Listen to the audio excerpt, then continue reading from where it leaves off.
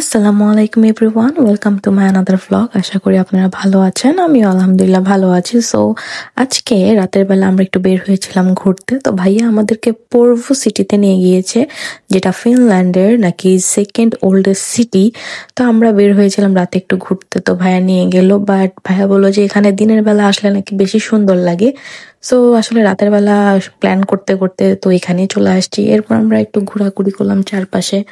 R two be honest, অনেক সুন্দর, খুবই সুন্দর পূর্ব সিটি। লাইক একদম মানে পুরানো কালের যে আর্কিটেক্টের যে হাউসের ডিজাইনগুলা, পুরানো কালের ডিজাইনগুলো ওরা বেশি সুন্দরভাবে রাখছে। লাইক এখানে প্রত্যেকটা বাড়ি ঘর, ইভেন শপ, রেস্টুরেন্ট একদম সেই 70s আর 60s এর যেই আর্কিটেক্টগুলা সেম ওরকমই, এগুলা কোনো চেঞ্জ হয়নি। কিন্তু রাস্তাঘাট একটু চেঞ্জ হয়েছে।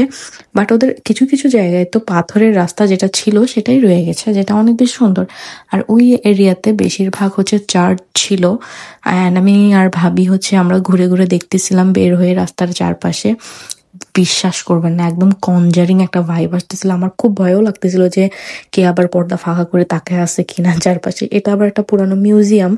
তো রাতের বেলা তখন প্রায় 1-1:30 বাজে, সব বন্ধ ছিল। তাই আমরা আর কোনো দিকে যাইনি, কোনো দিক ঘুরিনি। খালি হচ্ছে আমরা রাস্তায় রাস্তায় ঘুরতেছিলাম, এই গলি থেকে ওই গলি। পরে ঘুরতে ঘুরতে অনেক বেশি ঠান্ডাও ছিল, আবার অল্প অল্প বৃষ্টি পড়তেছিল, যার কারণে ঠান্ডা একটু কমই ছিল। বাট প্রচুর ঠান্ডা, তেমন আবার কমও না। এইসব গলি টলি ঘুরতে ঘুরতে ভাই বিশ্বাস করেন এত বেশি ভয় লাগতেছিল। আমি জাস্ট চিন্তা করতেছিলাম যে কেউ আবার আছে কিনা, কোনো ভূত আছে কিনা। আমি শুধু দোয়া কালাম পড়তেছিলাম। বাট অনেক সুন্দর। আর আসলে ফিনল্যান্ডের কিছু কিছু জায়গার সৌন্দর্য মানে এক্সপ্রেস করার মতো না। ফিনল্যান্ড অনেক সুন্দর একটা নেচার টাইপের জায়গা। এখানে মানে মানুষজন, এদের চিন্তা ভাবনা, এদের location, each and every single things, details অনেক সুন্দর মাশাল্লাহ। আমি শুধু এদিক ওদিক গিয়ে গিয়ে প্রত্যেকটা ভিডিও টিডিও ছবি টবি তুলতেছিলাম যে এত সুন্দর।